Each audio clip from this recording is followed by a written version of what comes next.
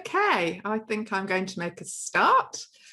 Welcome to this afternoon's webinar on accessibility maturity. And it's the key messages for managers. It's the first in our, it's the second in our series of manager webinars. There was one preceding this one. I'm Sally Betts, and today I will be presenting with Alistair McNaught. And looking after us on the technical side is Barbara Nance. So if you have any issues with anything technical, please send Barbara Nance or Barbara, as I think she's come into the room, a private message, and she'll support you and help you. Okay, so let's start with some welcomes and housekeepings. First of all, please do say hello in the chat pane so that introduce yourself in the chat pane.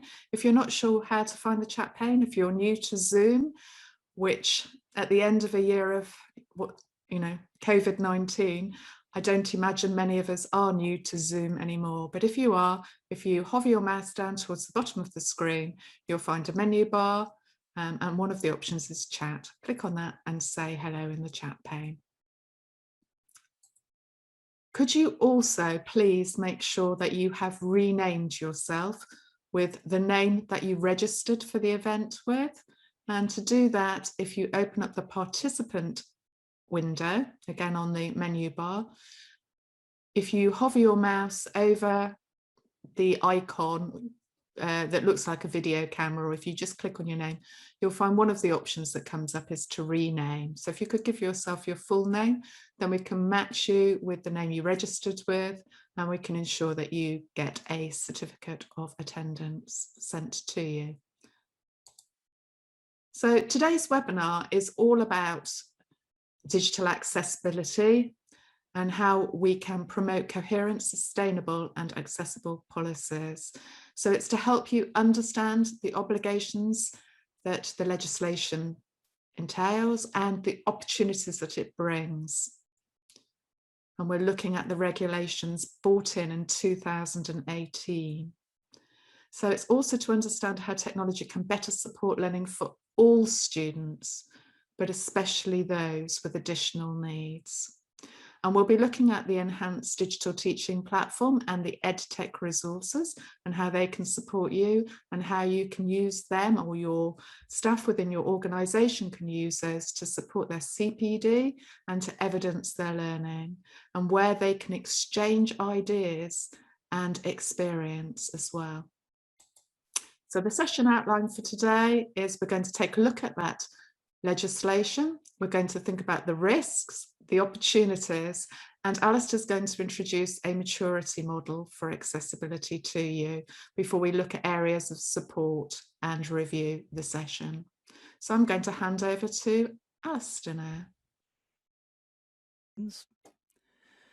Okay, so the legislation, I wanted to start with the legislation. But before we talk about the legislation, let's just have a think about what we're actually meaning, what we're even talking about when we talk about accessibility. So I think it's very helpful just to move away for a moment from legal things and from technical things and for web content accessibility guidelines and technical standards, all 50 of the relevant ones that apply. And I think take a step back and say, look, what does this mean in terms of what a disabled student or a disabled member of staff experiences? And so accessibility at its fundamental level, and we're talking about digital accessibility, obviously not ramps and staircases and things. Digitally, the equivalent of ramps and the like is that you should be able to magnify content, and not only magnify it, but magnify in such a way that when it magnifies, it doesn't scroll off the right hand side of the screen and mean you'll have to scrolling left and right. It will magnify, it should magnify and rewrap, reflow to fit on the screen. You should be able to change colors and contrast. You should be able to understand images that you can't see, understand videos you can't hear, operate everything by mouse, keyboard, or voice, and get similar experiences irrespective of whether you're on a tablet, a mobile phone, a laptop, whatever. And very importantly, for a lot of learners with disabilities, you should be able to navigate effectively through the document by, for blind people in particular, by pulling up a page of landmarks, so that a blind person's screen reader would announce to them the key areas of the page. This is your top navigation, this is your side navigation, this is your main content, this is your bottom navigation. So those sorts of things to help them visualize the page. And that's specific to blind people, but all other users would benefit from being able to pull up a list of all the headings and subheadings on your Word document, your PDF, your web page. And there's built-in tools that will do that, or plugins for browsers that would do that. And then instantly on a long document, be able to see where the headings are, see how they nest together, click on the one I want, and instantly get there, instead of having to read 30 pages to find the relevant bit. Hyperlinks, I should be able to skim down through hyperlinks and know exactly where it's going, in a meaningful plain English way. So something like, if I skim down a list and it says click here, click here, click here, that doesn't help me at all. If it tells me what clicking here would do, like click here for more case studies of health and social care, then having the link on that more health and social care case studies and so on, that's the really important bit, and that's the good practice, as opposed to the bad practice of click here. You should be able to navigate by graphics, by tables, and again, that's perhaps more specialist if you're a screen reader user. And you should be able to use text to speech to read out any content. So any content I see that's text content on any resource, I should be able to click and drag across it and get it to read out to me. Not as a blind user, but as perhaps a dyslexic user, somebody with a different language background, or somebody that just finds it easier to take the meaning from listening than I would do from reading. So that's what we're talking about. So hopefully that's reassuring to you. I'm not going to blind you with WCAG 2.1 AA checkpoints. So Sally mentioned the legislation in 2018, September the 23rd, 2018, the public sector bodies' web accessibility regulations came into effect. And 2 years later, September the 23rd last year, basically you had all your grace period completed, and from now, or by last September and through now, you should, in theory, have accessible websites, well, let's just see, all sorts. Well, that will be another quiz question in a minute. However, before we look at what should be accessible, I'd just like to know, within your context, we've got a quick poll we'll do here. Who is responsible for preparing your organisation for the public sector bodies' accessibility regs? So there's some options there. There's the poll. We've got 20 people, so I'll hang around and be quiet for a little bit until I get at least 18 results on there.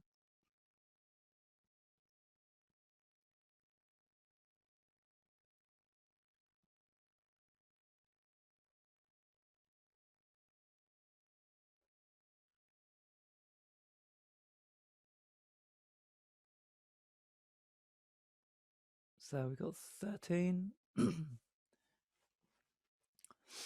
So any more? Couple more?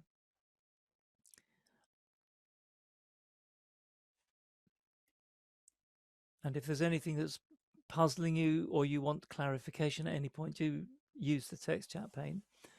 So we've got 15 out of 16. That's a good sample size there.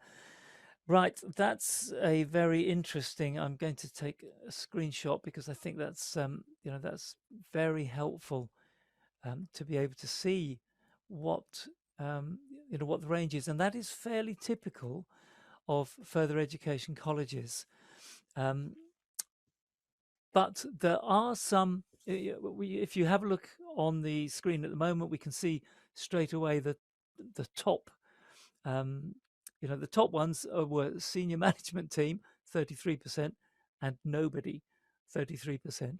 Now, it probably doesn't require a lot of deduction to work out that actually, if you've got a member of the senior management team preparing the organization, you're probably going to be in a much stronger position than if nobody was.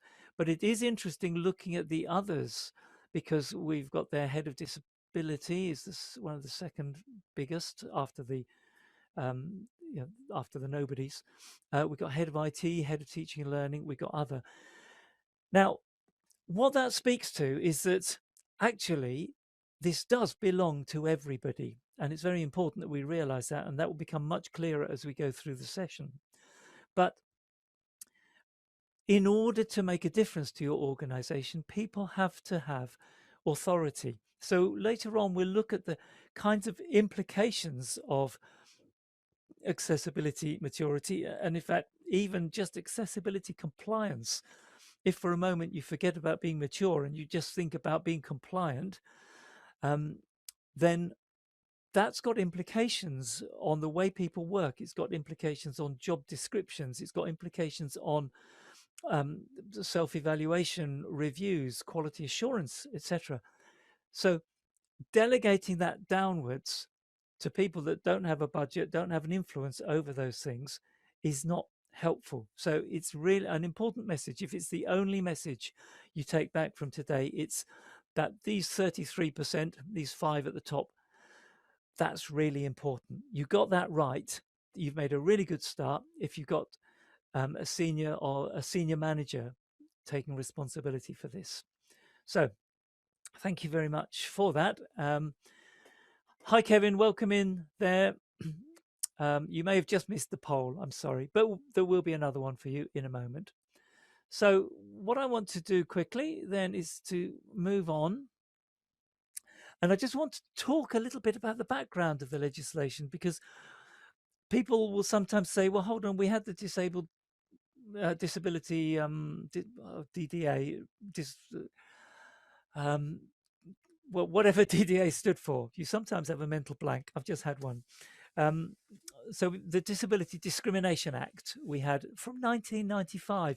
There's been 26 years where legislation has existed to protect the rights of disabled people and disabled students. So why on earth did we need something different? And the reason we needed something different is because of this. The student dilemma has been that basically, despite 26 years worth of legislation, despite the accessibility standards having existed for 22 years, November last year, there was a major sweep as part of somebody's research for a PhD, a major sweep of college accessibility statements in the UK. 12% of colleges, and this was November last year. This was therefore 2 months after it was a legal requirement for colleges to have an accessibility statement modelled on the government digital services sample template, and yet only 12% of colleges had a compliant or good accessibility statement.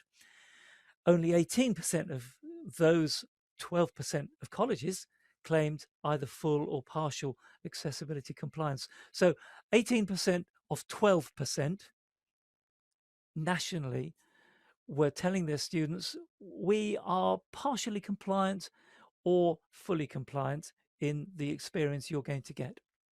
So that is really important, because before this legislation, a learner would have no clarity of what they could expect. They would potentially have no experience of digital accessibility, no desire to be a troublemaker and to be able to go back to their tutor and say, look, I'm sorry, but because of the way you have created your Word documents, it's impossible for me to quickly skip through them, because the tutor could say, well, it's just the way I do it. And a student would have to rely on arguing reasonable adjustment. And a tutor or an institution might say, no, that's not reasonable. But what's happened now is that the paradigm has shifted. I'll talk more about that in a minute, because many disabled students had no desire to be a troublemaker, had no energy to pursue complaints because they're already working harder than other students to keep up, and no confidence in declaring a disability, because they didn't know if they did declare a disability, what the impact would be, perhaps on their grades, whether they would get staff treating them as troublemakers. And very often there wasn't even a mechanism for relevant feedback. So what the law has done, it's actually flipped a paradigm. We now have two paradigms, because the original Disability Discrimination Act focused on individual disabled people.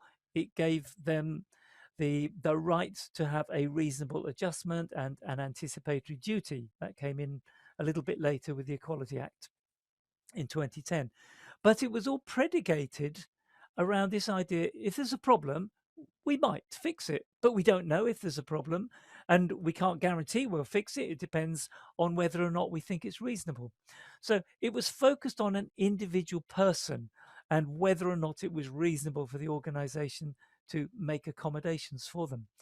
Now, this is where the paradigm has completely shifted.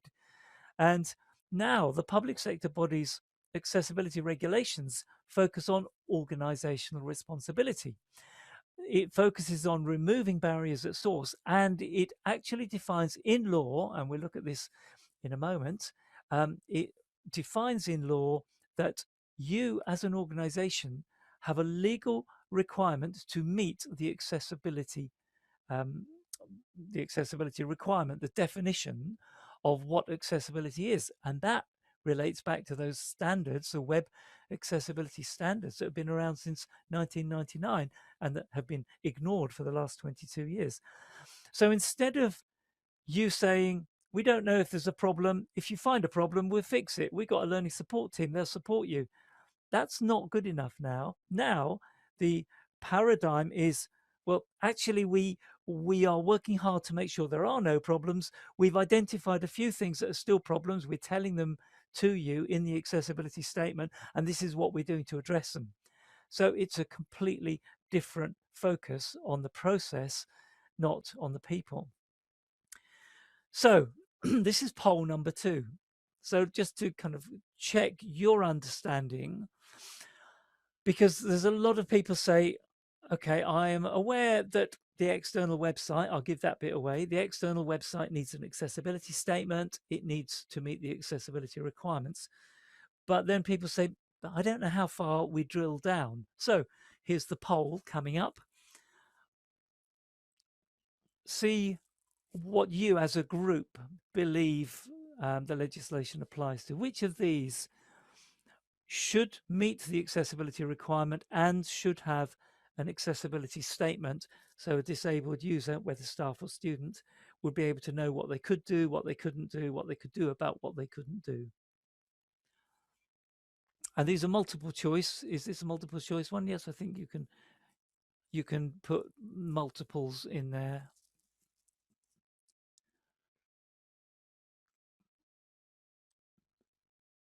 So just tick the ones that you think it does apply to, leave blank the ones you think it doesn't.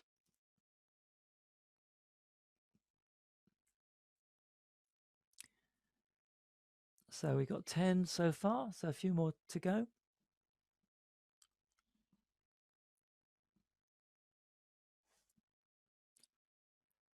Got up to 13.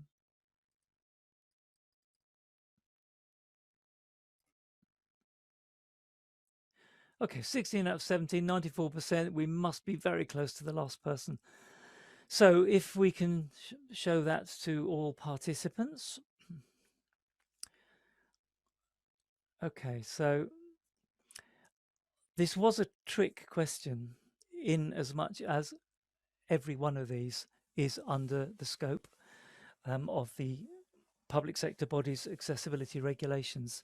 Now, you've properly, I think most people, because we only had 16 out of 17, so 94% represents a, 15 out of 16. No, so in fact, that's very interesting. Every one of these should be at 100%.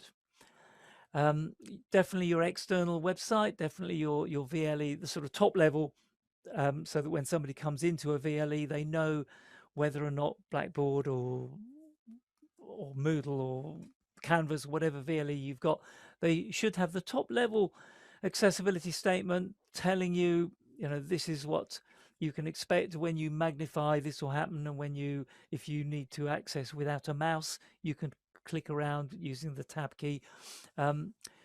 Courses on the VLE, I'm really delighted that you're saying that it applies to courses, because that's probably where the biggest variation between two different tutors' accessibility is likely to exist in the course, at course level. So having some kind of accessibility statement for every course on the VLE is actually quite critical. And a lot of universities and a lot of colleges have really kind of dug their heels in a little bit at going to that level.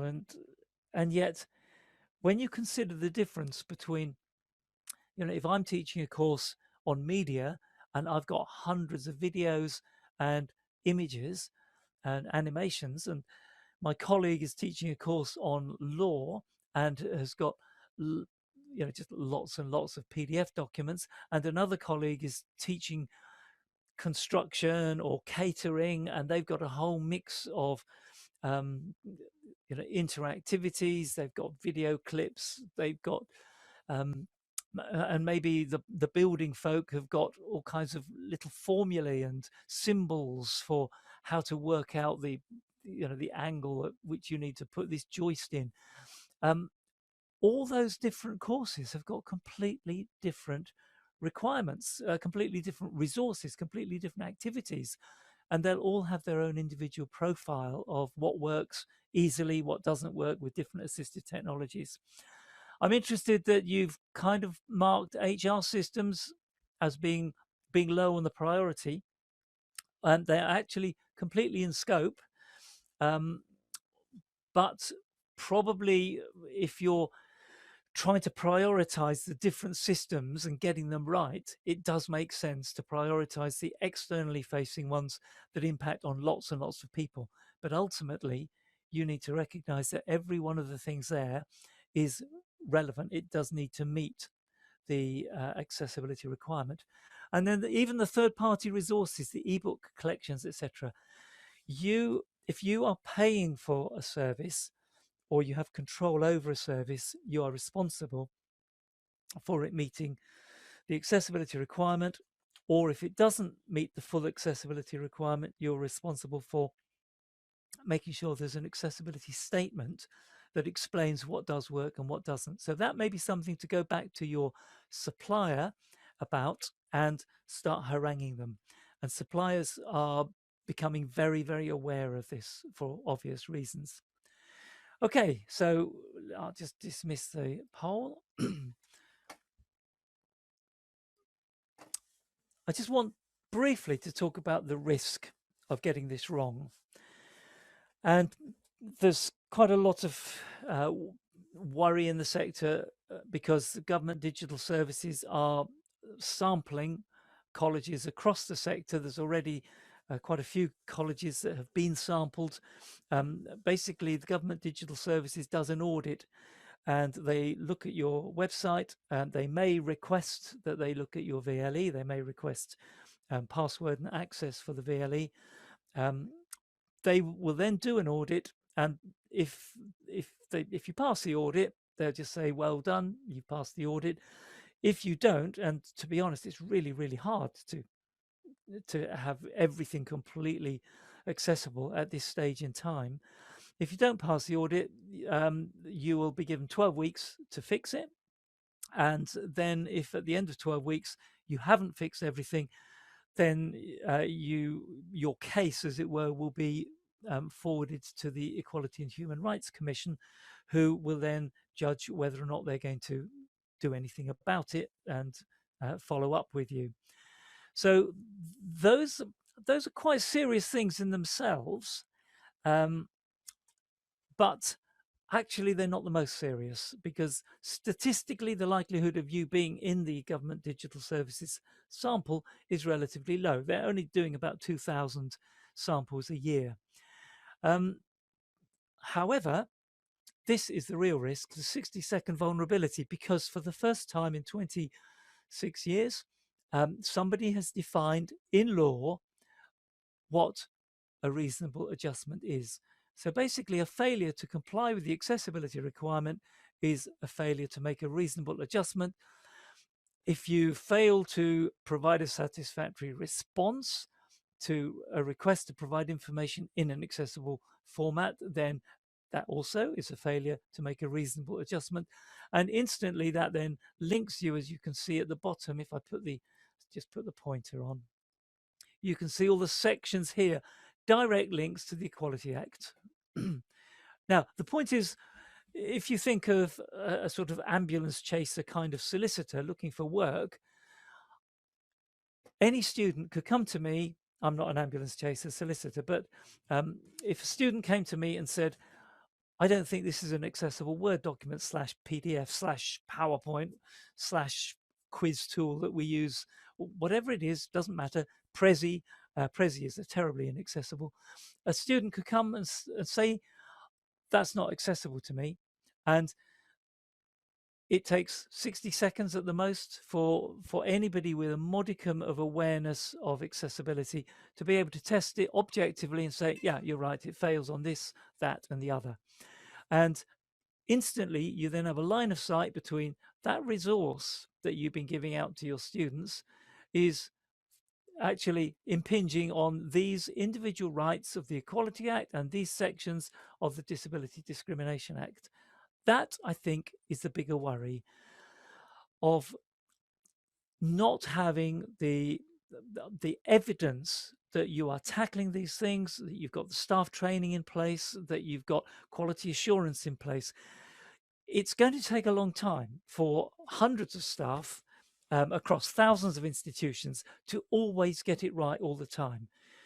And that, from a legal perspective, okay, that is probably a mitigating factor. I don't know, I'm not a lawyer. But clearly, if you can't evidence the staff training that's taking place, if a student is making complaints and you have not got the evidence that you've done the accessibility testing, you've identified where the issues are, you've got a plan in place, then you are in a very vulnerable situation. So that's been negative, but actually this is incredibly positive as well. The opportunities, for a start, the opportunities are to do things you probably always wanted to do anyway. So raise staff digital skills. So many organizations have been wanting to do that for years, but struggling with some staff that just say, no, I don't want to teach that way. I teach this way. Well, for the first time, you can now say, we've got a legal obligation to provide content in an accessible format. A photocopied, smudged handout that you collect in again at the end of the lesson is really dire in terms of its accessibility. If you put that content online and you do these probably 4 simple things in terms of basic document accessibility, then immediately you've got massive increase in accessibility, but you've also started getting staff working digitally. And then this big thing here, knowing and promoting the accessibility benefits of your existing tools and resources. I've audited many colleges and universities over the last 5 years or so, looking at courses in terms of inclusion and accessibility. And very, very rarely have I found any guidance for students on using the fantastic built-in accessibility features in Microsoft Word, for example, or the built-in accessibility features in Adobe Reader, or the built-in accessibility features in some of your ebook systems, in, depending on which ones you've got, things like VitalSource, Elsevier, Science Direct. There's loads of existing tools and resources that have got brilliant accessibility in them. And nobody's been told about that. So this is an opportunity for you to know it and to tell it. And that, of course, is a direct return on investments, because if you've got all kinds of accessibility features built into Moodle, built into Office, built into Google, whichever systems you're using, And if you begin to see your students with dyslexia and your students with visual impairment and your students with learning difficulties become more independent, that's a better return on investment. And it's an opportunity to improve digital skills. I'm working with a university at the moment to put together a pack on a student facing pack on how to read more effectively and productively. And it's all about accessibility, but we're not calling it that. We're just improving student digital skills for all students. And if people are more confident with their reading, with their creating assignments, with organizing their ideas, they're going to be more productive. And there's potential benefits on retention and outcomes.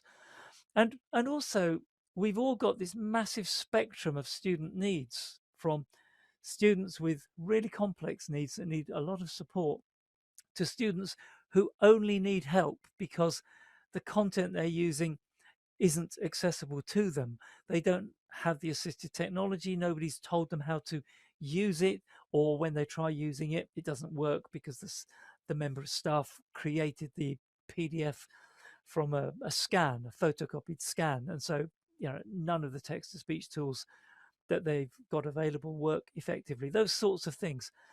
If you reduce that firefighting support, you massively improve the support available for students with more complex needs. So this is discussion bit coming up now. Because I would say that if you wanted an easy mnemonic to use, the 4 Ps is quite a helpful one. The 4 pillars of accessibility. Is digital accessibility visible in your policies? Is it visible in your processes? Is it visible in practice? Is the training available to make it visible in practice? Is that training optional? Is it mandatory? Is it targeted at specific groups, or is it just generic introduction to accessibility? And finally, the final P is people. Do staff or students know how to exploit accessibility features? So if you gave them the option between downloading a PDF of an ebook or downloading an EPUB of the ebook, would they know which of those was going to be the best one for them? So I'm just going to ask you in the chat pane now, so we're not doing a poll or anything. In the chat pane, we can have about 5 minutes, I think, maybe, yeah, 5 minutes definitely on this. So wherever you like, let's start with the policies, and you may have to poke around a little bit to even find which policies have digital accessibility in them. Something I do when I've run training courses with individual organizations, where we pull out a load of policies and we search for key terms like digital accessibility, assistive technology, accessible, assistive. So, we just go through various wildcard search terms.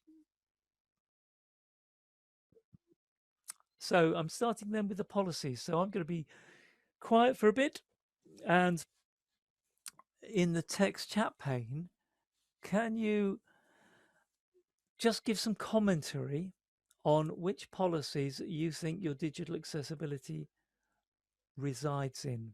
And it might be that you can't find it.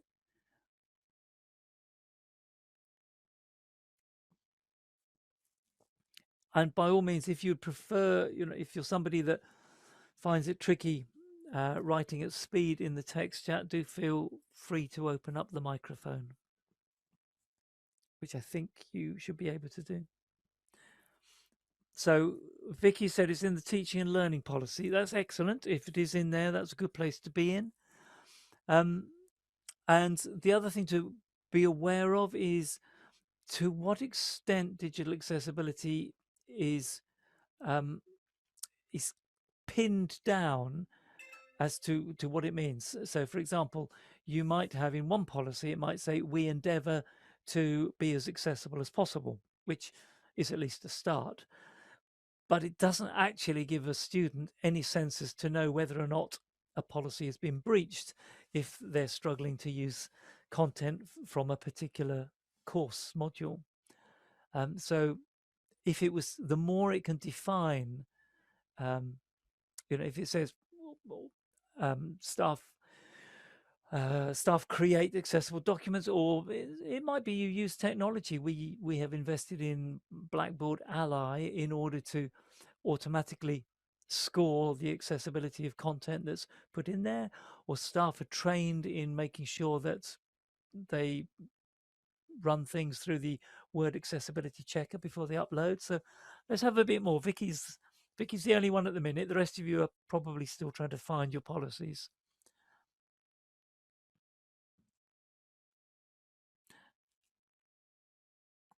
And if policy is going to be a tricky one for you because that's not the area you primarily work in, then start looking at processes or training or the people. So I'm just interested in getting you kind of working together, chatting together, comparing notes.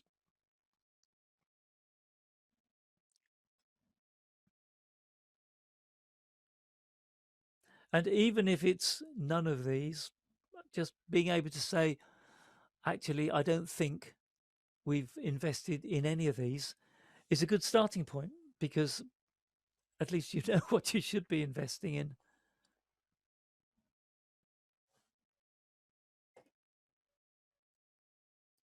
So I'm going to be quiet for a bit while I let people type or open up the microphones and chat.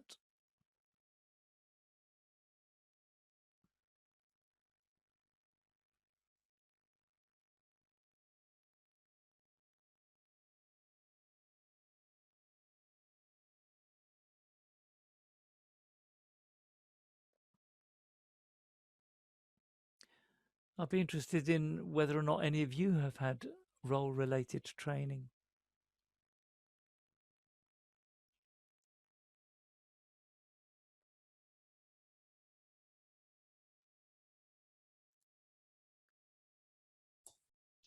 I'm interested in Vicky's statement, Alistair, about the teaching and learning policy, whether that is then followed up in the observation of teaching and learning processes. Yeah. And quality assurance is an element that I put under the processes, where when you're doing a course review, an end of course review, does digital accessibility come into that at all? So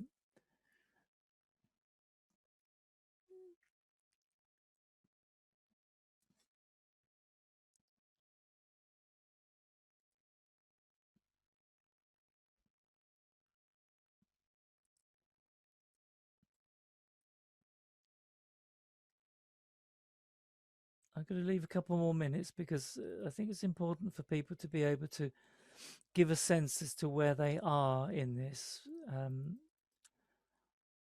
to be able to reflect. Thanks very much, Emma.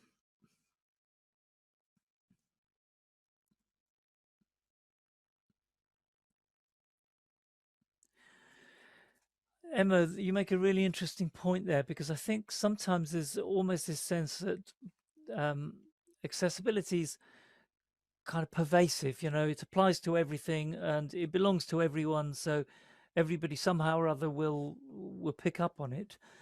And that's, in a way, that's its strength. It does apply to everyone, it does belong to everyone, it is pervasive. But its weakness is that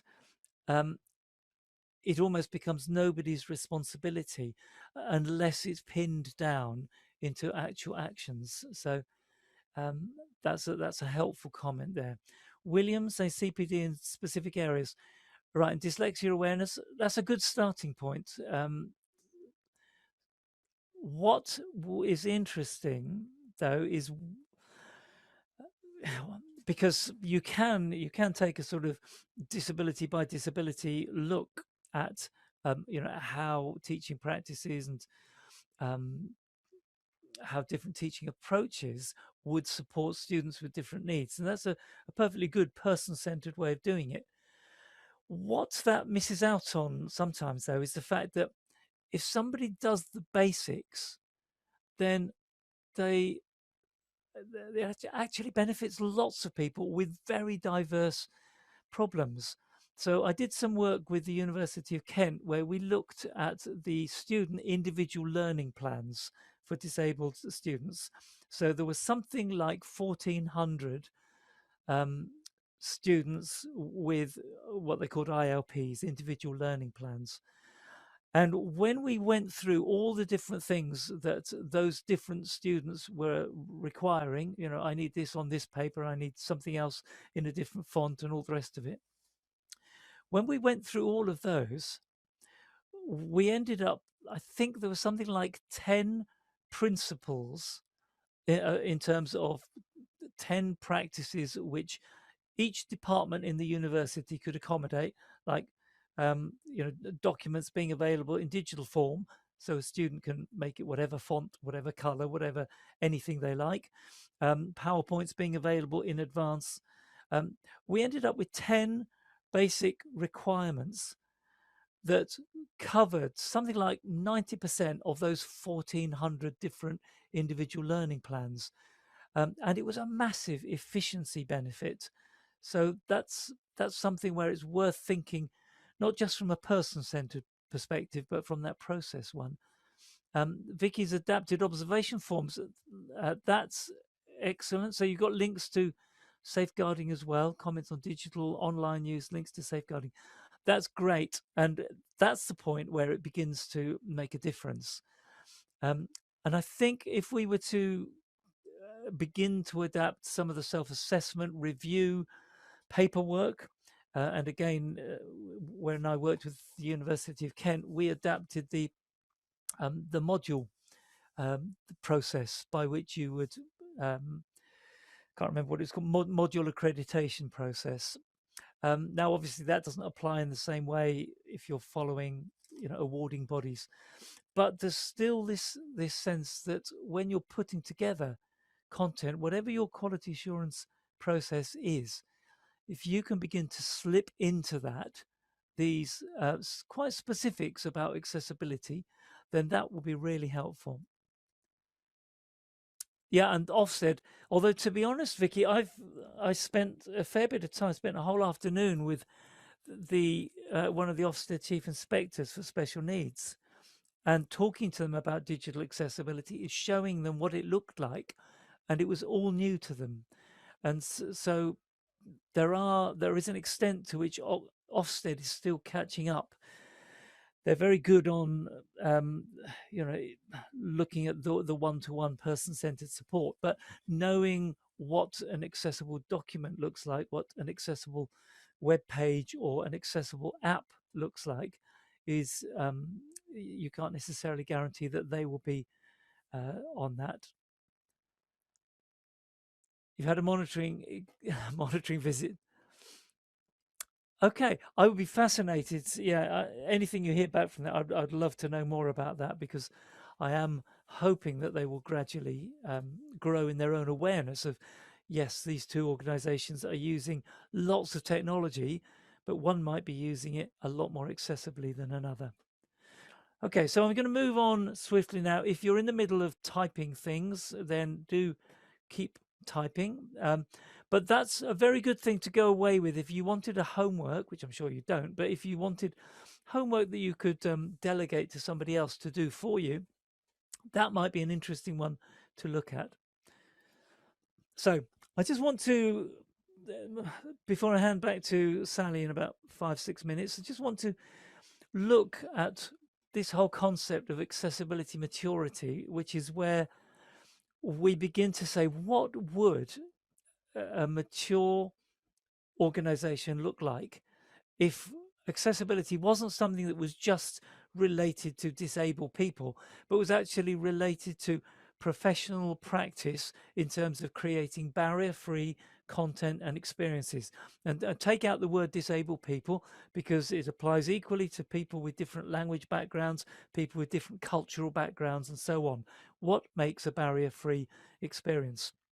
So there is a model that I've been involved in developing with colleagues at AbilityNet that looks at multiple lenses across the entire institution and is student-centered. So we're not talking primarily about, is it Web Content Accessibility Guideline 3.2.4?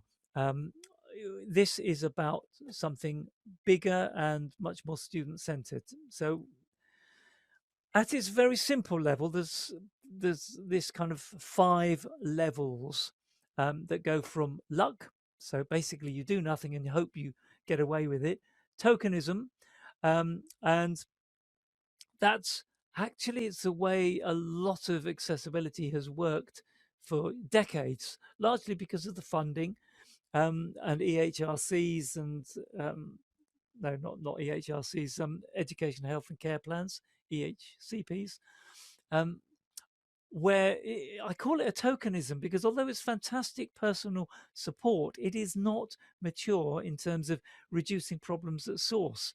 We will help you, we will give you an extra afternoon a week with support on essay writing. That does nothing in terms of some of the issues that might be causing the problems with essay writing: the lack of access to technology, the lack of awareness of the way they could be using tools to plan, using voice recognition or whatever it may be. So the tokenism is where you get a fantastic one-to-one support, getting people on nice ladders over walls, but you do nothing about the walls. The standards is where you start to demolish the walls. You're building systems to standards. But of course, only very few people understand those standards. They need to be unpacked differently for different members of staff.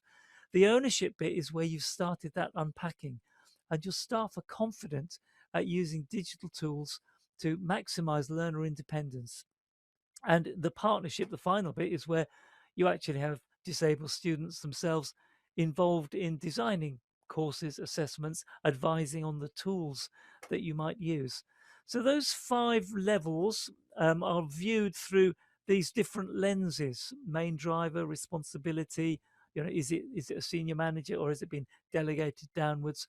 What model of disability? Is it person-centered or process-centered? Is the disability the fact that this person has dyslexia, or is the disability the fact that tutor doesn't know how to make an accessible document that a dyslexic can easily use?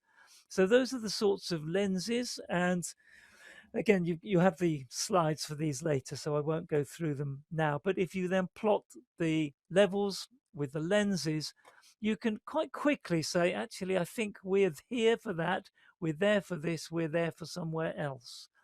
And that's a really helpful way of looking holistically at your institution. And what I can guarantee is that your institution will be different from almost any other. Here's 10 scores for 10 different organizations, A, B, C, D, E through to J. And we were plotting the main driver is that line, responsibility, etc., etc. So for one organization, this is the percentage score on each of those lenses using a sort of detailed pro forma. We've got one organization gets those scores in that way, another organization got lower scores overall, but in a completely different way, scored better for focus of effort and very badly for responsibility, and so on. So it will all be highly variable. And if you want to know more on the accessibility maturity, there's a blog post here that you can look at. The top level model that I've just been showing you, plus some additional guidance and information, is available for free download from the AbilityNet website. And there's some half-day training sessions and bespoke institutional support, which I could show you what that would look like. That you'd get your own, that's divided up into different organizational roles, and where you have maybe a dozen staff looking at their own questionnaires, and each of those questionnaires will enable you to end up with a numerical score for those individual elements of the maturity model. And that's a really great way of doing a gap analysis and a training needs analysis. But now I think it's over to Sally again, hopefully bang on time. Thank you, Alistair. I'm just going to share my screen. And there we go. So this, as you will see, is an inclusion model that Alistair made, and it's just to remember that you can meet your technical compliance, but actually produce extremely boring, dull, and uninclusive materials because learners don't want to learn from them. So you can actually still create barriers. So if I take an example using this model, I could be a teacher who produces some resources to go up on the VLE, and I've made them in PDF and I've put images in them, and I haven't done accessibility checking. So all my learners are learning all my materials by downloading PDF documents. Very, very boring, and for some potentially excluding. For learners who have dyslexia or maybe ADHD, they aren't going to get very much from those materials, if anything. I could change what I'm doing, so I could change it and make it very engaging. So maybe I'm doing something on, I'm teaching maths and I'm doing something on scales, and I want to look at maps, and I decide, yes, I'm off to use Google Maps. Brilliant, really engaging. The students are no longer looking at PDF maps and documents and worksheets. They're actually online, zooming in and out on real maps and looking at things and identifying things on the map and working out scales. But that also could be that it's not very technically inclusive for perhaps, well, certainly for my learner who's blind. For that learner, I might need to make an additional resource. I might need to provide a tactile map. Might be able to do exactly the same activity, but I'm using two different resources. So it's just a reminder that you can go down that technical compliance, but unless you also think about the pedagogy and making things interesting for learners, then you're still going to have a problem. So inclusive practice involves two things. It includes having a good learning design and using that alongside having tools that have good accessibility, but they need to focus on learners, and particularly learners who have additional needs. So I think that Alistair summed it up quite well on this slide to say that having that technical compliance does not guarantee an inclusive learner experience. And likewise, having pedagogical practice that's, you know, really fun, but where you've used a tool that is technically exclusive or not inclusive, you've still got issues. You need to meet in the middle and you need to include both. So how can the enhanced digital teaching platform support you? Well, the EdTech modules and badging system promotes CPD for both your teachers, and there is CPD for those leading change within your organisation, including leading change with accessibility. So 4 of the categories on the enhanced digital teaching platform have badges associated with them so that you can track and show that you have learnt at different star levels.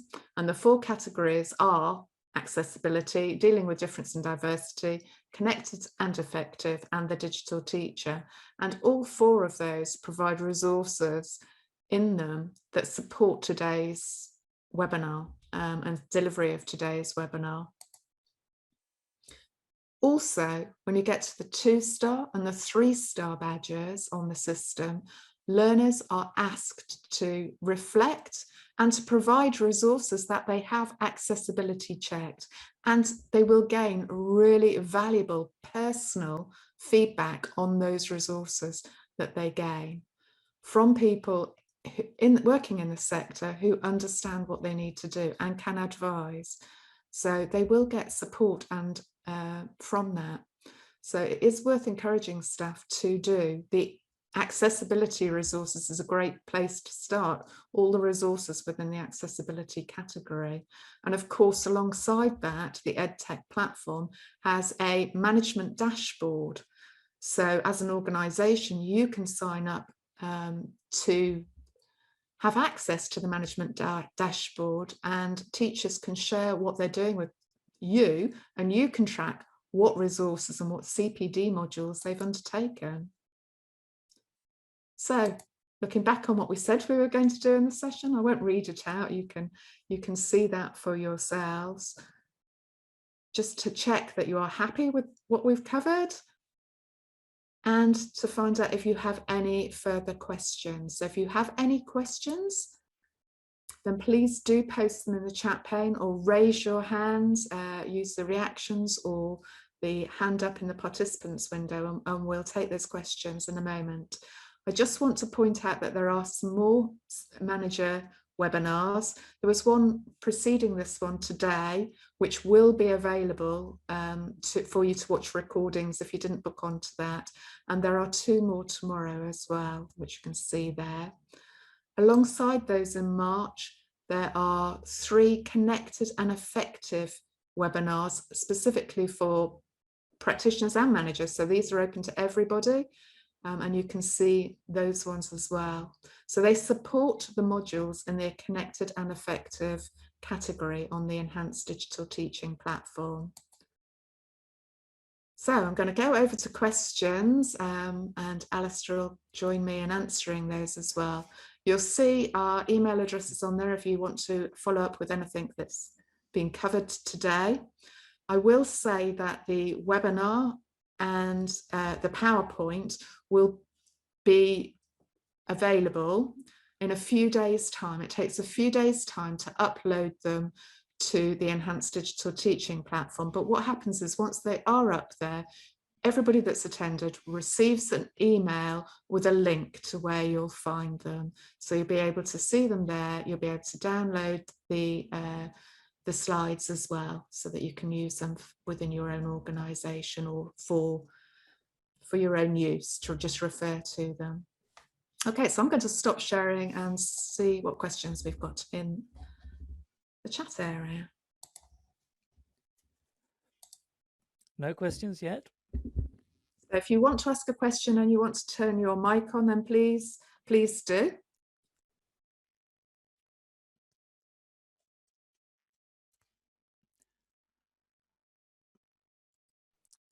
Be interesting to kind of get a sense as to whether the material was familiar, whether you're feeling fairly confident and up to speed on this. Is that why you came, so that you could kind of just make sure that you're on the right lines? Or is there anybody where it's feeling a bit overwhelming? Because we can point to all kinds of resources and support, including, of course, the badge resources that are there. Yeah, I just one little question. Potentially, there's a lot for us to sort of get our head around here. Is there one single online resource or organisation that you would recommend us to as a sort of go-to place to sort of help us, rather than sort of like 20 different websites to check out? Okay, there is JISC has a Teams community, an accessibility community, and if I give you the link in the chat pane, and there's also a JISC mail list as well, but in the chat pane, if you contact, so this is really the JISC accessibility Teams community. And it's a mixture of FE folk and HE folk, so there's quite a lot of different things going on there, but it's a good place to start.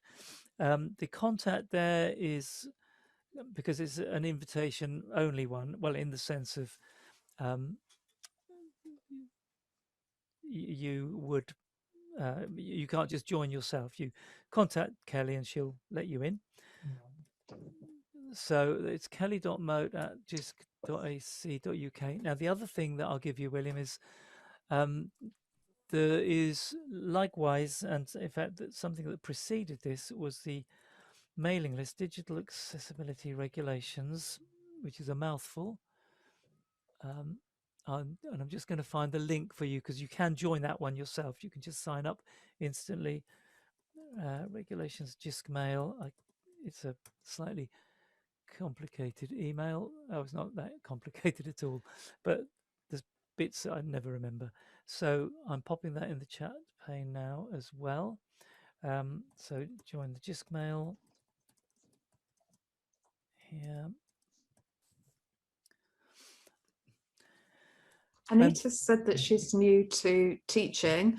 So what I've done also is I've put the page, I've just put the link in for where the webinar recordings appear. And you will find on that list that we have done previous webinars that apply to practitioners as well on accessibility and making resources, how to make resources accessible and other things that can help you. So it might well be worth watching some of the previous webinars as well. We've had another question, I think. Let me just find it. Kevin's asked, has there been much uptake by the commercial training sector and private apprenticeship providers?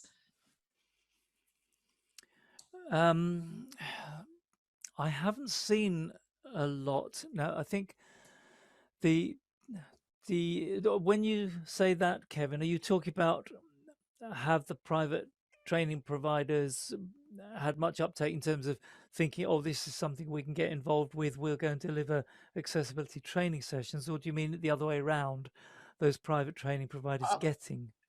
I think I'm coming from both sets of that, because obviously I work for an institute that's part of the railways industry. However, we are actually going down the route of becoming an awarded organisation in their own right. And at the same time, there's lots of other private provision for apprenticeships, which are obviously government funded and should be covered in the same legal aspect as the colleges and further education is, because they're fighting for the same clients, to be perfectly frank. And I've not really had this forced towards me in any shape or form as a training and development manager, but as I was recently. It's all kind of missed the target, I think. I think you're absolutely right, and certainly, I mean, if I'm going to unpack your points, you've made several really important points there. If I unpack them one by one, the thing about any private training provider, it doesn't matter who you are, you're a commercial organization or not, if you are delivering for a public sector organization, you need to meet the accessibility requirements. So you're absolutely right on that. They do need to.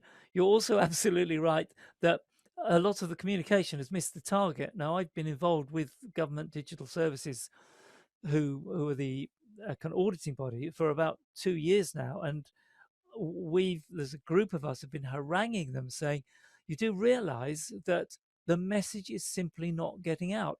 Now, it's got out to the university sector pretty well. The college sector, very, very poor. The week before the deadline, the 2020 deadline, I did a session for the Association of Colleges, and they said, well, actually, yes, this is a really, really important priority, but so are the other 20 things that I have to deal with every day, which is the most important, to which there's no answer. But other than that, this is a legal requirement, but then so are most of the others. But there has been poor, you're right, there's been poor communication. But the reality is that it's still an organization that hasn't taken this on board is vulnerable to individual claims against them from a savvy user that knows what their rights are, and indeed from government digital services or others. Yeah, I've not heard any sort of information from any of the awarding organisations, either the people that are actually sort of sanctioning and ratifying the qualifications they're giving out. There's a reason there, because again, I've worked as part of an accessibility group with Ofqual for many years, and one of the problems there is that the awarding bodies tend not to be public sector organizations. They are like Pearson's and so on, they're commercial entities. So you're in this crazy situation where the awarding body does not have to create accessible content or accessible guidance and so on, but the public sector bodies, the colleges and so on, who want to use those qualifications, they have the responsibility for providing accessible qualifications for their learners. So it's going to take a little while for some of the murk to settle out at the bottom of the tank, but these are absolutely you're right on the ball there. These are issues that the individual organizations need to be talking to each other about. And I think the more pressure you can put on awarding bodies by saying, look, I'm aware because of the work I do, delivering to college courses and so on, I'm aware that I need to meet these standards. What are you doing to support me in that? I think the key thing is to keep your focus on making it the best experience for your learners as you possibly can, regardless, isn't it? So fighting, making sure the awarding body qualifications are accessible because they're doing their bit, making sure teachers know how to make resources accessible, but also interesting because they've used good pedagogical processes. It's just good practice anyway.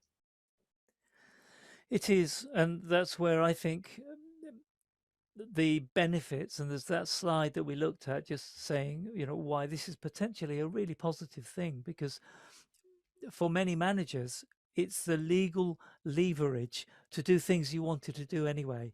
Whereas before you would be saying to staff, I would like you to begin to work this way. I'd like you to improve your practice.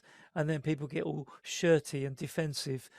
Now you're saying, we as an organization have a legal requirement to do this. And if we don't do it, we could have all sorts of, financial and reputational damage done to us. So we're going to work on this together. And that gives you a very different kind of leverage to be able to move people forward. Okay, do we have any other questions? I haven't seen any more come in, so. Lynn's off to a class. Yeah, I'm off to prepare for tomorrow's session as well. I'm off to a class too. So thank you very much, everybody. And we will close the session. To leave the session, all you need to do is to move to the bottom and select the leave button.